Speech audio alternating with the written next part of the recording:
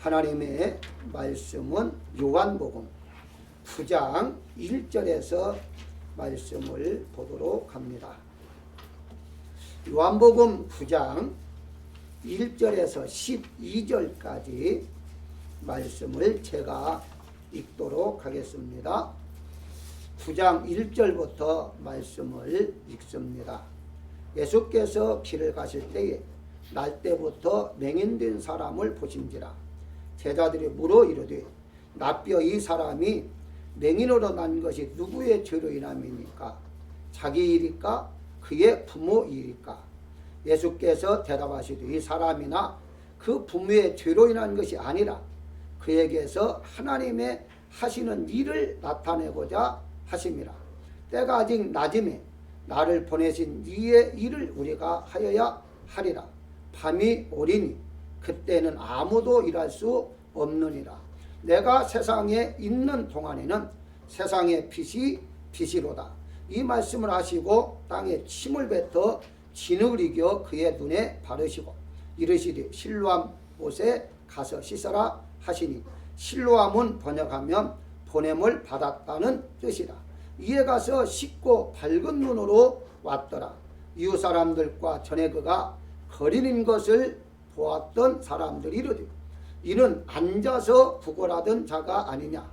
어떤 사람은 그 사람이라 하며 어떤 사람은 아니라 그와 비슷하다 하거늘 자기 말은 내가 그라 하니 그들이 묻되 그러면 내 눈이 어떻게 떠졌느냐. 대답하되 예수라는 그 사람이 진흙을 이겨 내 눈에 바르고 나더러 실로암에 가서 씻으라 하기에 가서 씻었더니 보게 되었노라. 그들이 이르되 그가 어디 있느냐 이르되 알지 못하노라 하니라. 아멘.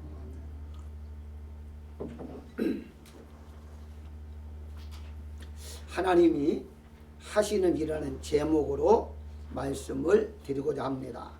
전 세계에 퍼져 있는 전염병이 하나님이 하시는 일이라 미리 그렇게 생각해서는 안 됩니다.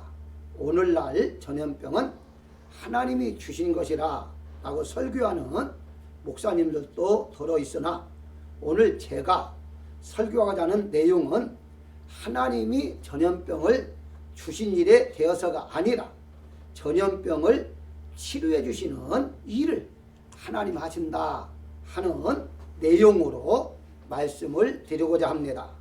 본문에서 소개하고 있는 시각장애자를 바라보는 사람들의 눈은 각각 달리 보았는데요. 네 그룹으로 나눠져 있습니다. 첫 번째는 제자들은 누구의 죄인가에 대해서 관심이 있었고요.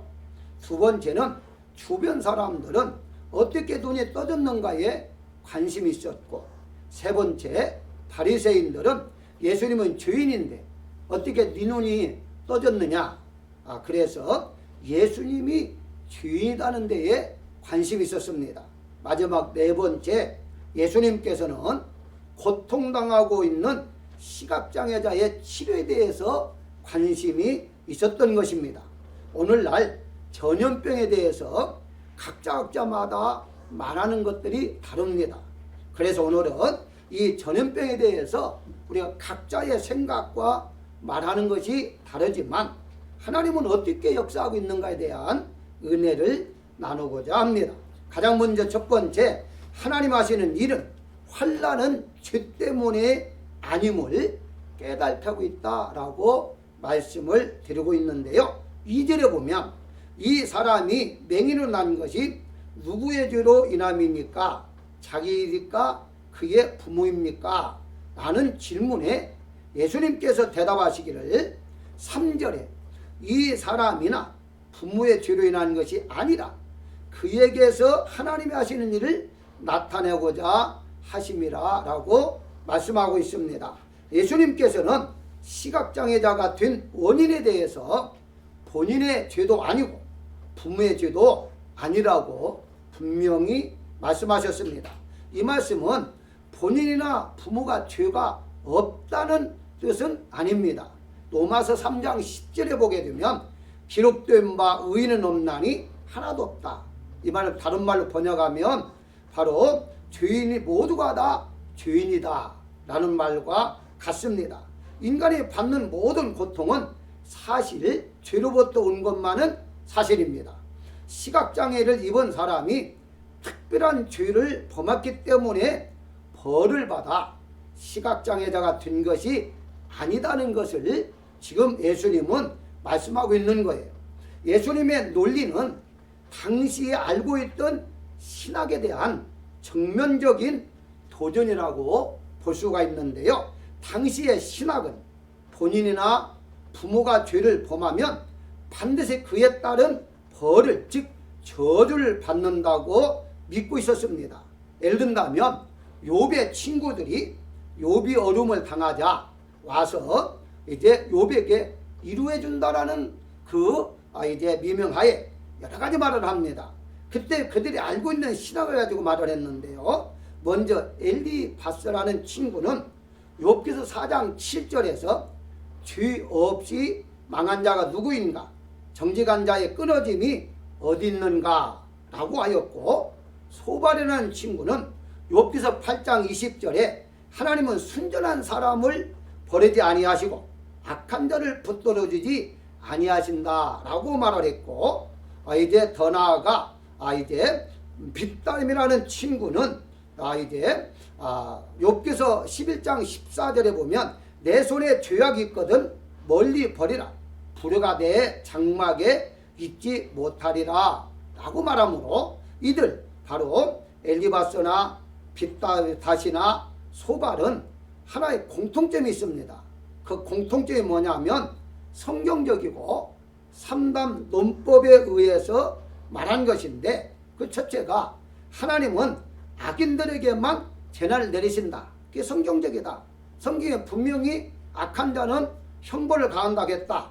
고로 두 번째, 너는 재난을 지금 당하고 있다. 세 번째, 그러므로 너는 악한 일을 한 게 틀림없다. 지금 논리적이죠. 한마디로 네가 이렇게 재난을 받는 것은 하나님 앞에 죄를 범했기 때문이야. 그래서 회개를 해야 해. 자, 이럴 때에, 지금 이런 당시 이런 때에 예수님께서 바로 죄가 아니다, 본인의 죄도 아니고 부모의 죄도 아니다 라고 말하는 것은 성경에서 말하고자 하는 것이 아니다는 것을 누구나 다 알 수가 있습니다. 그렇기 때문에 다들 놀랄 수밖에 없었던 것이거든요. 우리가 너무나 많이 있습니다마는 창세기 19장에 나오는 소돔과 고모라 성에 내린 재앙은 그들의 죄로 인한 심판이었다고 분명히 말씀하고 있습니다. 성경의 여러 곳에 죄를 범하면 반드시 하나님께서 벌을 내리시기 때문에 현재의 이런 입장에 있을 때에는 제자들이나 많은 사람들아 본인이나 혹은 부모가 죄를 범했기 때문에 앞을 보지 못하는구나 라고 생각하는 것은 당연했어요. 그런데 예수님은 그게 아니다 라고 말씀하고 있습니다. 누가 성경적인가 하는 것을 우리가 알아야 하는 건데요. 자, 그렇다면은 예수님께서 말씀하신 그 재앙이 바로 맞는 것이냐? 오늘날에 있어서 이번 코로나 이 사건을 통해서 전 세계에서 죽은 사람이 10만 명이 좀 넘는다고 그래요. 어저께 인터넷에서 한번 찾아봤는데요. 미국에서만 3만 명이 넘게 세상을 떠났더라고요. 그 중에 목사님들 중에서 현직에 목회하는 목사님도 4명 이상이 이렇게 세상을 떠났습니다. 이분들이 모두가 다 특별한 죄를 범했기 때문에 이분들이 이런 바이러스에 걸려서 세상을 떠났느냐? 그건 아니다고 저도 생각을 해봅니다. 그렇다면 죄를 범해서 받는 벌도 있지만 그렇지 않는 벌도 있기 때문에 이런 일이 일어났을 때야 죄 때문이다 이렇게 말해서는 절대 안 된다는 것입니다. 바꿔 말하면 만약 이렇게 말한 사람이 자기가 이런 코로나에 걸렸다, 그러면 자기도 특별한 죄 때문에 걸렸다 이렇게 말한다면 어떻게 우리가 말할 수가 있겠습니까? 그렇기 때문에 예수님께서도 그럴 경우도 있다, 말씀대로 안 살면 벌을 받을 수도 있지만 그렇지 않는 것도 있는데, 오늘 본문에 나오는 이 시각장애자는 하나님 하시는 일을 나타내고자 하는 것이다 라고 말씀하심으로 어떤 죄의 문제가 아님을 말씀하고 있습니다. 그렇습니다. 우리가 하나님을 잘 믿는 신실한 기독교인들 중에서도 죄를 범하지 않았는데 어려움을 당하는 경우도 많이 있습니다.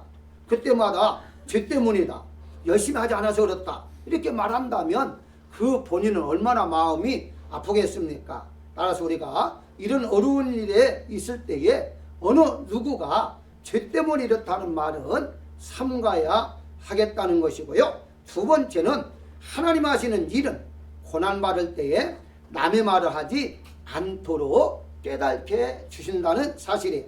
다시 2절에 보게 되면 제자들을 물어가려되 납비여 이 사람이 소경으로 난 것이 네 죄로 임하니까? 라고 물어요. 자, 우리가 우한 폐렴으로 인해서 많은 사람들이 고통을 받고 있다 보니 고통을 받고 있는 원인에 대해서 자주 언급들 합니다. 목사님들은 설교를 통해서 언급을 많이 하는데요. 어떤 목사님은요, 한국적입니다. 저는 미국의 목사님들의 설교를 듣지 않고 한국 목사님들의 설교를 몇 분을 이렇게 들어봤는데요. 대통령이 기도하지 않아서 이런 우한폐렴이 왔다 이렇게 설교하는 분이 있고요. 어떤 경우는 중국 정치인들이 교회를 핍박했기 때문에 핍박한 그곳에서 우한이라는 그곳에부터 이 전염병이 나타나간 것이다 뭐 이렇게 설교하는 분도 있고요. 어떤 분들은 믿음이 점점점 약해지고 하나님 말씀대로 안 살으니까 하나님 매를 때린 거다 이렇게 또 설교한 사람이 있더라고요. 물론 이것이 전적으로 틀렸다 저도 말할 수는 없습니다. 일부분이 맞을 수도 있어요. 그러나 우리가 조금 넓게 본다면, 달리 생각해 본다면 다가 아니다는 사실을 우리가 알아야 할 것입니다. 그래서 예수님께서도 바로 이제 누구의 죄 때문이가 아니라 하나님의 영광이 드러나기 위한 것이다, 하나님이 일하시는 것을 나타내기 위한 것이다 라고 말씀하고 있는 것이죠. 그렇기 때문에 자신이 기도가 부족해서 전염병에 걸린 것이라 이렇게 생각할 필요도 없는 것이고, 믿음이 약하기 때문에 나이가 전염병에 걸렸다 이렇게 말할 필요도 없는 것입니다. 우리가 전 세계에 얼마나 많은 사람들이 이 전염병에 인해서 고통을 당하고 있어요. 그럼 그 사람들만 기도를 안 해서 그런 병이 걸리는 것이 아니라는 사실이에요. 믿음이 없어서 그분들만 병이 걸린 것이 아니라는 사실을 우리가 알아야 할 것입니다. 그래서 예수님께서 제자들의 질문에 대답하신 것에 말씀 속에 정답이 있는데요. 남의 탓이라든가 혹은 남의 말을 하지 말고 이럴 때에 하나님은 어떻게 우리를 위해서 역사하실 것인가, 어떤 일을 하실 것인가, 이것에 관심을 가져라 라고 지금 예수님은 말씀하고 있습니다. 그렇습니다. 여러분들이 제자들이 질문한 걸 한번 자세히 한번 우리가 분석해 볼까요? 사실은 고통받고 있는 사람은 본인이 질문을 해야 됩니다. 다시 말씀드리면 시각장애자가 예수님 앞에 질문을 해야 해요. 내가 나면서부터 압을 못 받는데요, 나는 나면서부터 압을 못 받기 때문에 내가 죄 범한 것은 없지 않습니까? 그렇다면 부모가 죄를 범했기 때문에 내가 압을 못 봅니까? 라고 질문을 예수님께 해봐야 돼요. 그런데 지금 이 본인은 전혀 그런 질문이 없어요. 누가 질문합니까? 옆에 있는 사람들이 질문하고 말이 많은 거예요. 이게 본인입니까? 이제 부모님입니까? 아니 그 질문 자체가 저는 잘못됐다니까요. 왜냐하면 분명히 1절에 나면서부터 그랬습니다. 날 때부터. 그러면 날 때부터 압을 못 받다면 본인의 죄가 아니에요. 그러면은 부모의 죄였다 이렇게 말할 수는 있는데, 제자들 질문이 뭡니까? 본인입니까? 부모입니까? 라고 질문을 하잖아요. 그 말은 무슨 말입니까? 남의 말을 많이 한다 이런 뜻이거든요. 오늘날도 모이면요 여러 가지 말들이 많아요. 이 전염병이 무엇 때문에 왔다, 무엇 때문에 왔다, 각각들 나름대로 해석도 다르고요, 다들 다르더라고요. 저는 여기에 대해서 이제까지 한 번도 언급한 적이 없습니다. 누구 때문이다, 왜 그런가라는 언급한 적이 없어요. 왜 그렇습니까? 하나님의 뜻이 어딘지 저는 모르기 때문에 언급할 수가 없어요. 하나님의 뜻은요, 우리가 알 수가 없을 때가 너무 많습니다. 우리 인간도 알지 못할 때가 많은데요. 어떻게 하나님의 뜻을 우리가 인간의 지식으로 알 수가 있겠습니까? 제가 아주 젊었을 때에 초창기 20대 초반입니다. 그때 전도사로 섬겼던 목사님이 하루는 저를 부르더라고요. 부르면서 이제 저에 대해서 앞으로 이제 훌륭한 목회자가 되기 위한 하나님 이제 권면을 해준 거예요. 그 한 가지가 아주 지금까지 저에게 늘 머릿속에 남아요. 무슨 말입니까? 이제 앞에다가 저를 놓고서 목사님 나이도 그때 드셨어요. 목사님 드셨는데 심전도사 내 얼굴에 점이 몇 개야? 이렇게 묻더라고요. 제가 점이 많이 그렇게 많은 줄 몰랐는데요. 여기 좀 이렇게 좀 온라인으로 보니까 너무 많네요. 내가 보더라도 지금 점이 너무 많고 빼야 할 것 같아요. 어쨌든 점이 몇 개입니까? 묻더라고요. 그래서 제가 어떻게 해요? 목사님이 얼굴에 있는 점을 제가 어떻게 압니까? 했더니 모릅니다. 내가 하루에 몇 끼 먹는 거 혹시 알아? 그게 제가 이제 생각했죠. 제 상식으로. 3끼 잡수시잖아요? 아니야, 나는 2끼밖에 안 먹어. 근데 2끼만 일평생 잡수신 분이에요. 몇 가지 이렇게 질문을 하고 난 다음에 결론이 뭐냐면 아무도 모르잖아. 같이 내가 섬기는 목사님에 대해서도 얼굴을 보면서 날마다 이렇게 같이 있으면서도 모르는데 하나님의 뜻은 절대 인간이 안다는 것은 불가능해. 그러니까 어떤 일이 있어도 하나님의 뜻을 모른다 생각하고 그냥 기도만 해서 해결받아야 해. 이 말씀이 지금까지 저는 늘 마음속에 있습니다. 그래서 우리가 같이 살고 있는 아내도 남편도 아니 자녀도 내가 내 몸에 난 자녀도 모를 때가 많은데 어떻게 하나님 뜻을 알겠어요? 그런데 모였다면은 이래서 그렇다 저래서 그렇다 뭐 이런 식으로 말하는 사람들이 너무 많이 있는데 그렇게 관심 가질 필요가 없어요. 이 지금 본인은요 지금 부모님과 그런 것도 생각도 안 해요. 왜 그럴까요? 생존의 문제거든요. 지금 어떻게 하면 내가 살아날 것인가? 살아야 한다는 그 이유에는 이 지금 본인은 전혀 다른 사람의 말을 들을 겨를도 없고 할 것도 없습니다. 그런데 옆에 있는 사람이 나서가지고 이 사람의 죄는 이런 문제는 왜 그렇습니까? 라고 묻는 사람들이 있었다는 거예요. 그렇습니다. 바로 중요한 것은 자신이 취해 주신 예수님이 누구인가를 알아야 하는데 자 여기 한번 잠시 한번 볼까요? 이 지금 시각장애자는요 예수님 누군지도 몰랐어요. 아니 왜 모릅니까? 10절에 보게 되면 이렇게 말을 주변 사람들이 물어요. 내 눈이 어떻게 떠졌느냐 물었을 때에 11절에 예수라는 사람이 실로암에 가서 씻으라 해서 씻었더니 보게 되었노라 라고 물어요. 이제 말을 대답을 했어요. 바리새인들이 물었습니다. 17절에 선지자다라고 대답했습니다. 자, 잘 한번 보십시오. 제자들이 물었고 또 주변 사람들이 물었고 바리새인들이 물었을 때에 이제 대답이 예수라는 사람이 구세주다는 것을 생각지도 못했어요. 그럼에도 불구하고 나중에서 이제 좀 후에 말씀을 드리겠습니다만은 나중에서 구세주라는 것을 알게 됩니다.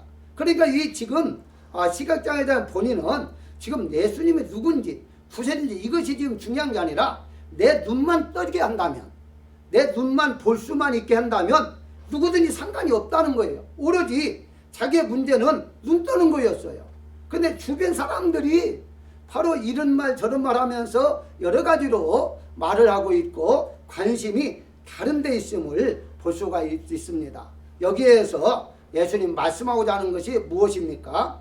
다른 사람의 관심보다도 내가 어떤가를 관심을 가져라 하는 것을 지금 알려주고 있습니다. 그랬으면 오늘날에 주변에 보시면 전염병으로 인해서 고통받는 사람들도 많습니다. 그리고 이제 그로 인해서 장례식을 치르는데 장례식도 참석을 못하는 그런 경우도 얼마나 많아요. 얼마나 마음이 아픕니까? 이런 때에 우리는 이래서 그렇다 저래서 그렇다 하기보다도 그들 위해서 한마디라도 기도해 주는 것이 내가 할 일이요 하나님이 하시는 일이다 이렇게 생각해 볼 수가 있습니다. 그래서 남의 일을 말하기 전에 남의 일을 함부로 판단하고 말하기 전에 바로 안타깝다 참으로 이제 하나님 앞에 기도해 주는 것이 우리가 할 일이다 라고 말씀을 드릴 수가 있습니다. 세 번째는 하나님 하시는 일은 내가 해야 할 일을 알려주고 있는데요. 요한복음 5장 17절 이렇게 말합니다. 예수님께서 그들에게 이르시되 내 아버지께서 이제까지 일하시니 나도 일한다 하시매 라고 말합니다. 대부분의 사람들은요, 하나님께서 하늘의 우편에 앉아 계시고 쉬신다라고 생각을 해요. 그러니까 하나님이 왜 우편에 앉아 계시느냐, 하늘에 앉아 계시느냐, 그것은 창세기 2장 3절에 보면 하나님이 창조하시며 만드시던 모든 일을 마치시고 그날에 안식하셨습니다 라고 말하므로 온 우주를 창조하시고 인간까지 다 창조를 마쳤기 때문에 이제는 더 이상 일을 하지 아니하시고 하늘에 계신다라고 믿고 있는 사람들이 많아요.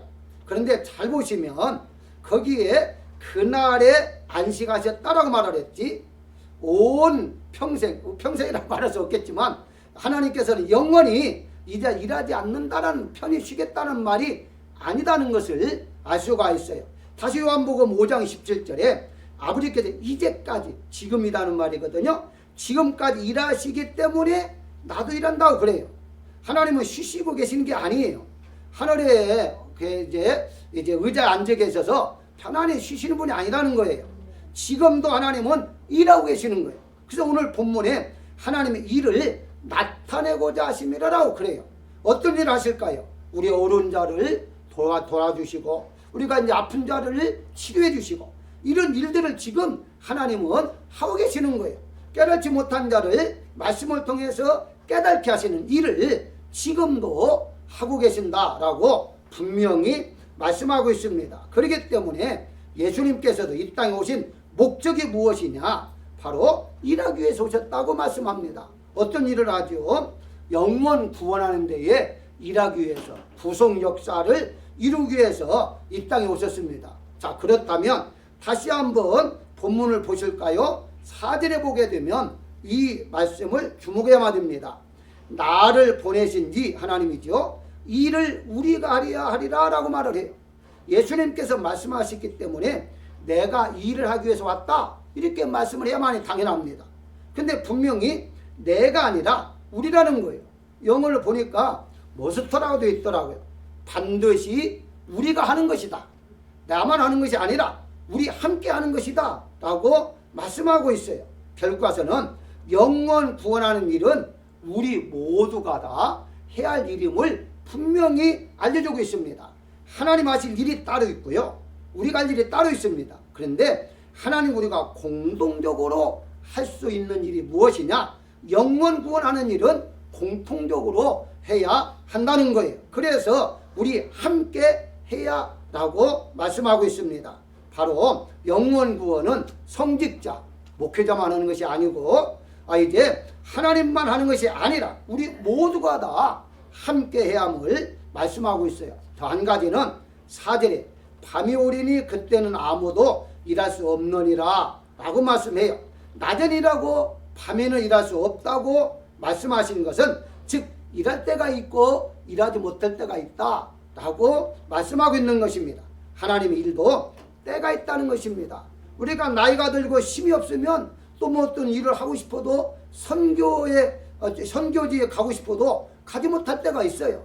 그리고 이제 그뿐만 아닙니다. 여러 가지로 개인뿐만 아니라 전 세계의 역사를 보게 되면 하나님의 일을 할 때가 있고 멈출 때가 있음을 분명히 말씀하고 있어요. 그래서 예수님께서는 나는 낮이다 빛이다 라고 말씀하시므로 지금 우리가 일을 할 때다 라고 말하고 있죠. 그렇다면 예수님 당시에는 그렇다면 오늘날 우리는 낮인지 밤인지 어떻게 알 것인가 하는 점이에요.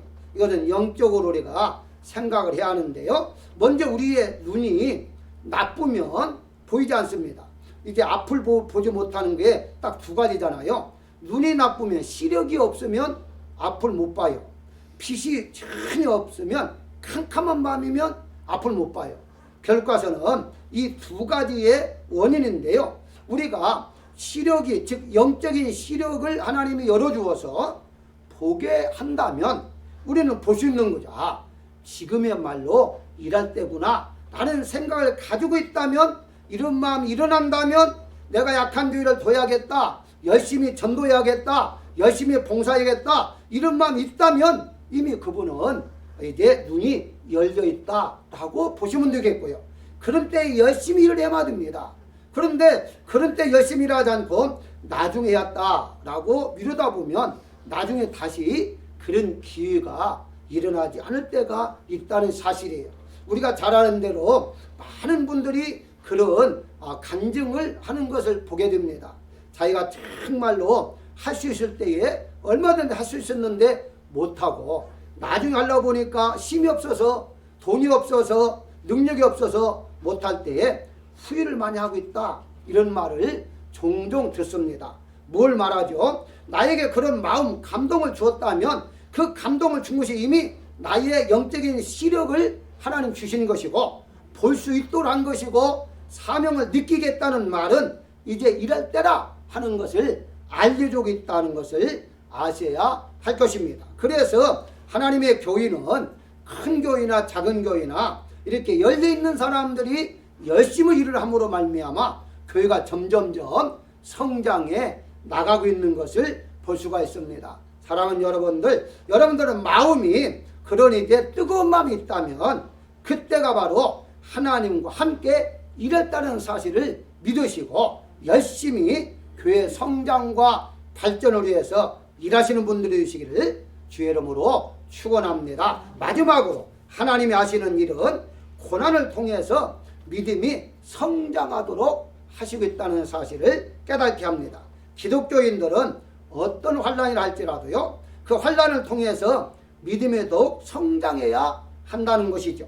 전염병을 통해 미국 사람들이 기독교 서적을 많이 읽는다는 이제 뉴스를 제가 들었습니다. 심지어 책이 평소보다도 30% 이상이 팔린다고 그래요. 물론 이제 집에 있으니까 심심하니까 책을 사다가 보기도 하겠습니다만은 저는 이제 또 이렇게 이런 어려울 때에 신앙으로 돌아가야겠다, 신앙이 약해지면 안 된다, 아마 이런 마음을 가지고서 또 열심히 책을 읽을 수도 있을 거예요. 어쨌든 이런 걸 통해서 믿음이 더 약해지면 안 된다는 거죠.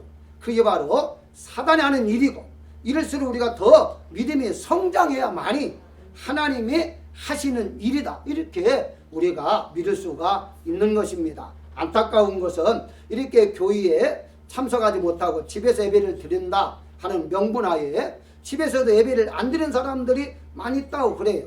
여러 가지 모양 때문에 이제 스마트폰이 없어서 못 드릴 수도 있고, 또 교회에서 이런 시스템이 없어서 드릴 수 없는 경우도 있을 거예요. 자, 그러다 보니까 믿음이 약해져서 영영 교회를 또 나오지 않는 그런 사람도 있을까봐 안타까울 따름인데요. 오늘 본문을 다시 한번 보겠습니다. 그렇다면 시각장애자의 믿음의 모습은 어떤 건가?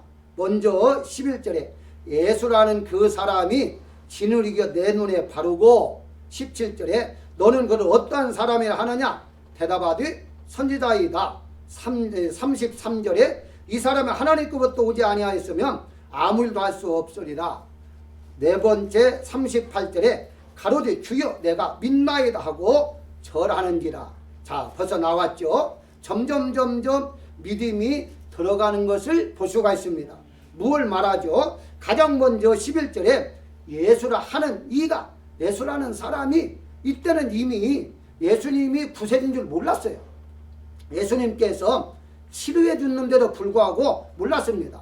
나중에 치료받고 난 다음에 다른 사람 물으니까 아마 선지자 정도 됩니다, 이렇게 바리새인들에게 대답을 했어요. 그러면 어느 때에 이 시각장애자가 예수님을 알아봤느냐? 두 번째 예수님 만날 때 만나가지고 36절에 이제 예수님께서 인자를 믿느냐 물으셨고, 인자가 누굽니까? 내가 믿고자 합니다, 알려달라고 대답을 하죠. 그리고 난 다음에 예수님께서 자기 자신이 인자라는 것을 알려주셨고, 그리고 난 다음에 이제 절을 했다라고 말합니다. 내가 믿나이다. 그리고 절을 했어요. 그러니까 그때서 비로소 이제 예수님을 알아보고서 예수님이 구세주구나 라고 그는 절을 한 것이죠. 뭘 말하죠? 점점점 예수라는 사람이 있었다. 그분은 나를 보니까 선지자였고, 그분 나중에 보니까 하나님 특별히 보낸 자였고, 나중에 보니까 그분이 바로 내가 믿어야 할 구세주야 라고 고백을 하게 되죠. 뭘 말하죠? 점점 믿음이 성장하고 있음을 볼 수가 있어요. 결과적으로 무엇이냐? 이런 어려움을 통해서 우리는 믿음이 성장해야 한다는 것이고, 결과적으로는 예수님을 그냥 믿는 사람이 아니라, 그냥 종교적으로 믿는 게 아니라 이번 교회를 통해서 예수님은 구세주야, 나를 위해 이 땅에 오셨다, 예수님을 반드시 바로 나를 위해서 지금도 일하고 있다는 것을 고백하고 믿는 계기가 되어야 한다는 것입니다. 예수님 만나보지도 못하고 예수님 믿고 교회를 다니는 사람들이 얼마나 많이 있어요. 그러니까 교회를 다니는 것이지 예수님 믿는 것이 아니다는 것을 우리가 볼 수가 있는 것이거든요. 우리는 교인보다는 신자가 되어야 하는데요. 신자라는 말을 한문으로 표현할 때에 믿을 신자, 믿는, 예수님을 믿는 자가 되어야 하고요. 두 번째 신자는 바로 하나님의 신, 다시 말씀드리면 인자라는 말처럼 하나님의 자녀가 되는 그런 신자가 되어야 하는 건데요. 결과서는 나는 하나님의 자녀입니다, 하나님 나를 낳으셨습니다, 이런 경험과 체험을 통해서 믿어 나갈 때에 바로 이런 고난을 통해서 믿음이 성장할 수가 있다는 사실입니다. 여러분 알다시피 욥은요, 그런 어려움을 통해서 믿음이 성장했잖아요. 훨씬 더 귀로만 들었더니 눈으로 보나이다라는 고백함과 동시에 경제적으로도 2배의 복을 받은 것을 볼 수가 있습니다. 결론적으로 말씀을 드린다면 이번 이런 어려움을 통해서 여러분들의 믿음이 쑥쑥 자라서 성장하는 믿음이 되기를 원하고요. 여러분들의 경제가 어려움을 받지 않고 더 전화위복이 되어서 더 많은 복을 받는 그런 계기가 되기를 원합니다. 예수님께서 시각장애자의 눈에 진흙을 바르고 실로암 연못에 가서 씻으라고 말씀하셨을 때에 진흙이나 혹은 실로암의 연못에 있는 물이 치료하는 효능이 있었던 것이 아닙니다. 그건 전혀 똑같은 물이었어요. 똑같은 흙이에요. 거기에 이제 효능이 있는 것이 아니라 하나님 예수님의 말씀에 따라 순종함으로 갔기 때문에 거기서 그대로 씻어서 눈을 보게 된 것처럼 우리는 다른 것에 주목하지 말고 다른 것에 관심하지 말고 우리는 오직 이런 때에 성경에 부르짖으라 기도하라 말씀하셨기 때문에 하나님 중심, 말씀 중심, 교회 중심 우리가 기도한다면 하나님께서 그 기도의 내용을 통해서 응답해 주시리라 믿습니다. 40절에 보게 되면 우리도 맹인인가 라고 바리새인들이 말하잖아요. 41절에 너희가 맹인이 되었더라면 죄가 없으니라 본다고 하니 너희 죄가 그대로 있느니라. 여기에 결론이 뭐냐면요, 진짜 압을 보지 못한 본 사람은요, 보지 못 본 사람은 보게 되었고요, 본다고 하는 사람은 보지 못했다는 사실이에요. 이게 바로 오늘 말씀의 결론입니다. 정말 내가 예수님 잘 믿는다는 사람 바리새인들은요 하나님을 몰랐어요. 그런데 이 시각장애자처럼 그냥 생존하는데 어떻게 하면 살아갈까 이런 데에만 이제 살고 있었던 그 정말 압을 못 본 사람은 정말 보게 되었고 예수님까지도 볼 수가 있었다는 것입니다. 그렇습니다. 우리가 이번 기회를 통해서 정말 예수님을 만나고 예수님과 함께 거닐면서 하나님의 음성을 들으면서 끝까지 승리하는 여러분 되시기를 주의 이름으로 축원합니다. 기도하겠습니다.